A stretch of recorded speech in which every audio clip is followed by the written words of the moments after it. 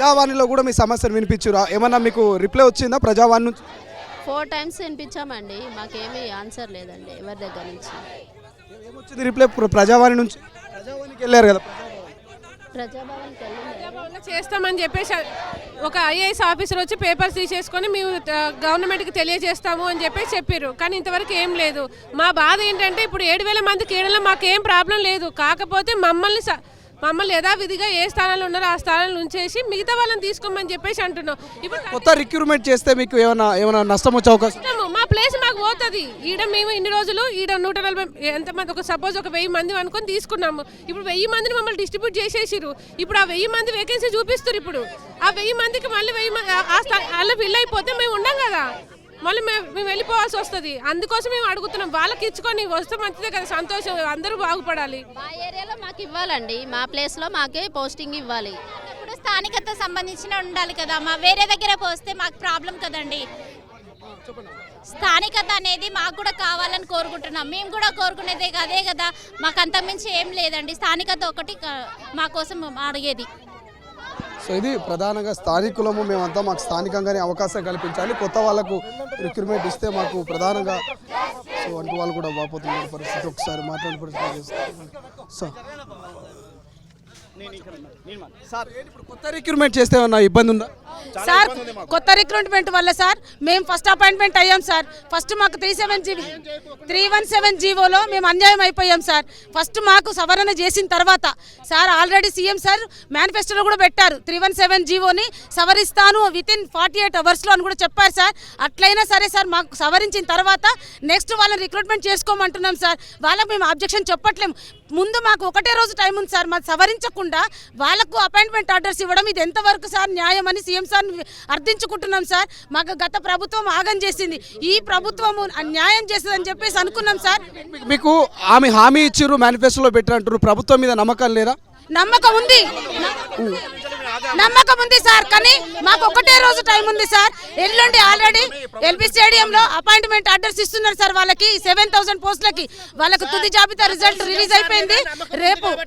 కాబట్టి CM sir మాకు చేస్తారని మేము ముందుబడి గెలిపించుకున్నాం సార్. మేనిఫెస్టోలో పెట్టారు కాబట్టి మాకు చేస్తారని చెప్పేసి అనుకున్నాం సార్. కాకపోతే ఎల్లుండి వాళ్ళకు కొత్త రిక్రూట్మెంట్ తీసుకుంటే మేము అన్యాయం అయిపోతాం సార్. మాకంటే వాళ్ళు ఆలోచిస్తారు కదా, వాళ్ళకు కొత్తగా వాళ్ళకి ఇచ్చేవాళ్ళు. సరే సార్ ఒక్క నిమిషం సార్. 317 జీవో అందరికి ఉంది సార్, 317 జీవో అందరికి ఉంది, కానీ మాకు టైం లేదు సార్. మాకు ఒకటే రోజు, రేపు ఒక్క రోజే ఉంది సార్. మాకు కూడా వాళ్ళకి రిక్రూట్మెంట్ లేకపోతే మేము ఇక్కడికి రాకపోతాం సార్. మేము కూడా అందరిలాగా అన్ని డిపార్ట్మెంట్ లాగా మేము ఆగేవాళ్ళం సార్. కానీ మాకు సమయం లేదు. వాళ్ళకి ఆల్రెడీ రిక్రూట్మెంట్ పోస్టింగ్స్ వాళ్ళకి ఆల్రెడీ ఈరోజు డిమాండ్ నుంచి ఆఫీస్లో పిలుచుకున్నారు. వాళ్ళ ప్లేస్